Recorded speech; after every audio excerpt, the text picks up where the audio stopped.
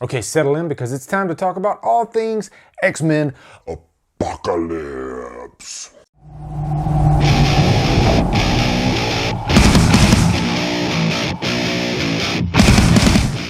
X-Men Apocalypse stars James McAvoy, Michael Fassbender, all the other X-Men, and is directed by Bryan Singer.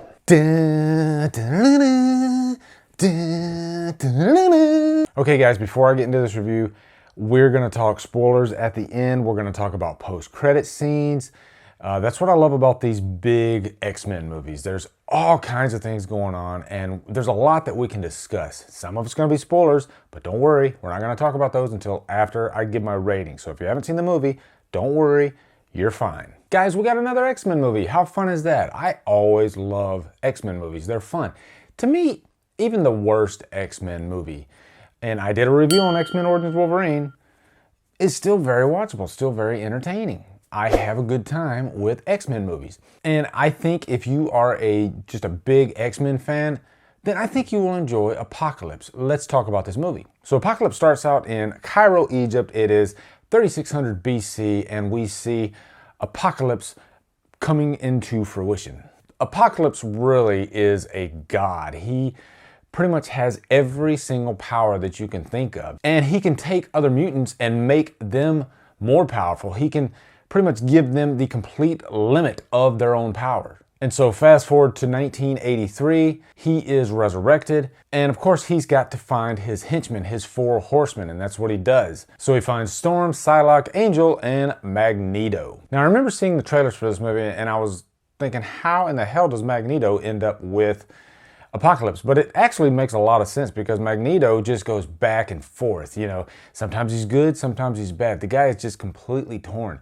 But at the beginning of this movie, Magneto has kind of settled down. He actually has a wife, he's got a child, but then, I don't want to give anything away, but something happens that makes him go to Apocalypse. But Apocalypse's ultimate goal is pretty much world domination, just like all of these movies. Everything they've built will fall! And from the ashes of their world, we'll build a better one!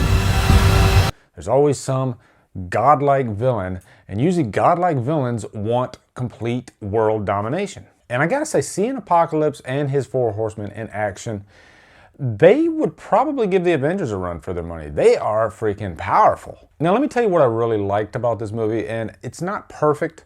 There are a couple little issues, but the main thing, as always in these X-Men movies, is Magneto and Xavier. Their relationship to me is the core of just about every X-Men movie. And not just their relationship, but all the X-Men together. These movies are really about, you know, acceptance and prejudice and having to come together to fight one cause. And I think no other superhero group does it better than the X-Men. And they realize in this movie that they can't fight Apocalypse on their own. They have to come together, and that's what they do. Also, let's talk about Mystique for a little bit. I'm not the biggest Jennifer Lawrence fan. I'm not a big fan of the Hunger Games movies.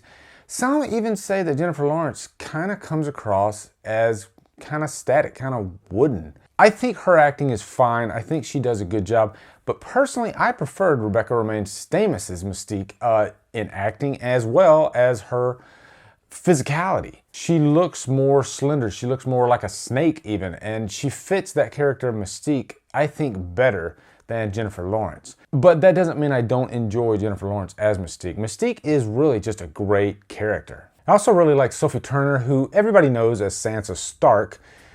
She plays Jean Grey, and I actually like her portrayal of Jean Grey. Saw the end of the world. I could feel all this death. Jean, it was just a dream.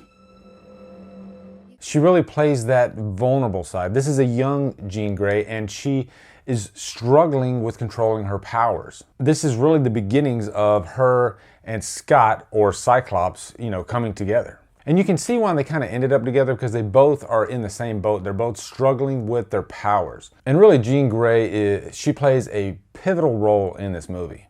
Also, guys, one more thing. I forgot to mention Quicksilver. Quicksilver is so badass in this movie, and he is really the much-needed comic relief. If you like Quicksilver in Days of Future Past, you're going to love him in Apocalypse.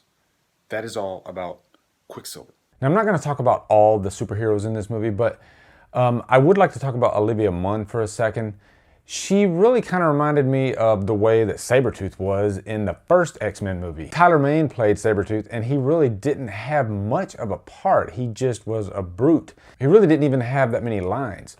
And Olivia Munn was kind of the same way. She had very few lines in this movie. Really, she was just kind of flying around here and there and chopping things in half. I thought she was good for her part, but I would have liked to have known more about her. And I think that's a good segue into the cons for this movie. And don't worry, we're going to talk about Oscar Isaac and Apocalypse. When you have so many characters in a movie, you can't really build all of them. Now, I know you have 3 or 4 movies to consistently build them, but there are some new characters in this movie, like Psylocke. And like I said, I would have liked to have known more about her character, her origins. You get none of that. Also, Apocalypse. He is a god. Like I said, he is extremely powerful. He is dangerous. He's a threatening presence on screen. I'll definitely give him that. He kind of reminds me of, not in looks, but in powers, Voldemort. But Voldemort really worked because he was built over 7 or 8 movies. Whereas this is the only movie we see Apocalypse. And also, I didn't really like the way he looked that much. But Oscar Isaac did do a good job as the character. I will give him that. Thank God Oscar Isaac was behind that suit. But overall, guys, I think this is probably my third or fourth favorite X-Men movie. I still really enjoyed it. It's one that I'll definitely buy. I'm gonna give it a purchase worthy, and I'm definitely gonna add it to my X-Men collection. Okay, now we're gonna talk spoilers. So if you haven't seen the movie, this is where you are dismissed. So anyway, there's a couple things I wanna talk about in the spoilers. Mainly Wolverine, because we didn't mention Wolverine in the non-spoiler section, even though we have seen that little clip in, I think it was a TV spot or a trailer. That was a really cool scene, I thought, because I don't think I've ever seen, this side of Wolverine. He didn't even say a word. This is when he first got his adamantium. And that was a nice surprise. I didn't expect that. And Jean Grey releases him, and he comes out really like an animal. He looks more like an animal in this movie than he ever has. And I really liked the way the action was directed in that scene. I mean, Wolverine just goes through every one of those security guards like they're nothing, and it's bloody. And I like the scene where Jean Grey, she catches him before he escapes, and she gives him a little bit of his memory back. And I'm wondering how that's gonna play into the next Wolverine movie, if it will at all. And we're gonna talk about that post-credit scene, but let's talk about Jean Grey for a second. At the end of the movie, she really saves the day. And this is kind of what I thought was going to happen. I mean, it wasn't just her. All the X-Men came together, but she rips the flesh right off of Apocalypse. You really got to see how powerful Jean Grey is. But I really like the way Sophie Turner played her, and I'm looking forward to the evolution of her character too in future movies.